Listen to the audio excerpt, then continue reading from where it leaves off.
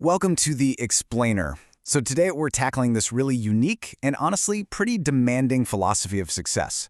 It's all about reframing what you think of as personal achievement and seeing it as just one piece of a much larger mission. And believe me, it requires some serious focus, persistence, and a vision that's way bigger than just yourself. So right out of the gate, the philosophy hits you with this incredibly powerful, super direct statement. I mean, it sounds a lot like the law of attraction, doesn't it? It's this simple, almost magical formula. The more you want something, the more likely it is to happen. Easy enough? But hang on. Right away, the material kind of throws a wrench in that whole simple idea. It asks this really critical question, and you start to realize, okay, there's a catch here, a really big one. And it turns out the kind of wish you're making, well, that changes everything. All right, so let's dive into this first big idea. Not all desires are created equal. And this is really the foundation of the whole thing. It's what separates this philosophy from your typical think and grow rich kind of deal. Yeah, so the philosophy draws this really sharp line between, say, a purely personal goal, getting that promotion, making a ton of money, and a wish that actually serves a greater good. Think of it this way. A personal goal is all about your story, but the right kind of wish is about your role in a story that's way bigger. So, here's the bottom line. Your wish has to align with what the source material calls a success that is pleasing to the true mind. What does that even mean?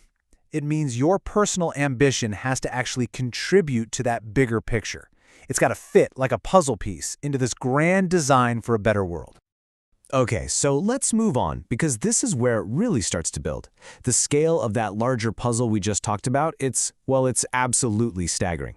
We're about to take a quantum leap from just personal success to like a full-on global mission. So you might be thinking, the next step is to visualize yourself with that new car or in the corner office, right? Living that dream life. But nope, that's not the goal here at all. In fact, according to this philosophy, that kind of thinking is just way too small. Instead, what you're supposed to do is hold the mental image of a perfect world, a utopia, fully realized, right here on Earth. That's the grand vision you're meant to focus on, deeply and constantly. And man, does that completely reframe the whole purpose of your ambition. And this next quote just nails it. Your role isn't just to sit back and passively wish for this utopia to happen. No way. You have to vividly see yourself as an essential, powerful leader who's actively making it a reality. See, your success isn't the end goal. It's just a tool for achieving this massive collective project. Okay, now what's really interesting is how this huge, almost spiritual vision gets grounded in some very practical, very demanding action. This is not about wishful thinking, not at all. It's about rolling up your sleeves and getting to work. It's described as this two-part engine, kind of like the two wheels of a cart that have to turn together to move forward. On one side, you've got that deep, continuous mental focus on the utopian vision. But on the other, you've got relentless, real-world effort and ingenuity. You have to have both. One without the other is completely useless. And this philosophy demands a level of persistence that's just extraordinary. I mean, listen to the repetition here. Again and again and again. That's on purpose. It's hammering home the point that giving up is simply not an option when you're working toward a goal this big. Setbacks, they're going to happen. Faltering, not allowed. So, what happens when you inevitably fail? Because you will. This is where the philosophy takes another sharp turn. The focus moves away from the outside world and onto a battlefield that's right inside your own mind. And this is a core, non-negotiable rule. You do not blame the environment or fate, period. External stuff, a bad economy, bad luck, what other people did, you can't use those as an excuse. The second you do that, you're just giving away all your power. So instead of wasting all your energy on things you can't control, you have to turn inward. The real fight isn't against the situation, it's against your reaction to the situation. And that, right there, is where the true test of your character lies. And these are the real enemies you're up against. It's that feeling of despair when a big project just falls apart.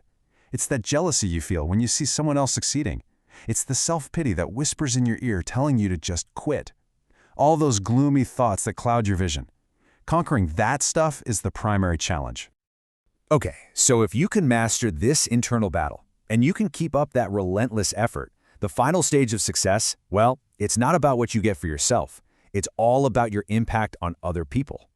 The philosophy uses this really powerful metaphor of light and darkness. The darkness is both that inner enemy we were just talking about and all the negativity out there in the world. And you are positioned as a source of light, and it's your job, your responsibility to shine.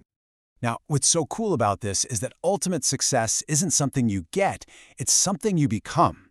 The whole goal is to live with so much purpose and resilience that your very example, your very existence, becomes a source of motivation and inspiration for everyone around you. And what this ends up creating is this amazing, virtuous cycle. Your personal journey, holding the vision, working like crazy, conquering your inner demons, it contributes directly to that grand mission. You light a fire in others, and then they go and light a fire in more people. It creates this chain reaction that actually helps build that utopia. And you have to understand, this process is endless. It's not a finish line you cross and then you're done. It's a continuous act of offering your highest self, your light, your effort, your vision to the world. And that brings us right back full circle to that very first idea of a selfless wish that serves the greater good. The whole philosophy really hinges on this radical form of self-responsibility. And on one hand, that's incredibly empowering. But on the other, it's also incredibly demanding. And it leaves us with one last critical question we should probably all ask ourselves. So think about this in your own life. When you're up against a challenge, where's the line between just objectively recognizing that a situation is tough and blaming the situation, which just makes you feel powerless? It's a really fine line, right? And maybe finding it, well, that might be one of the most important challenges there is.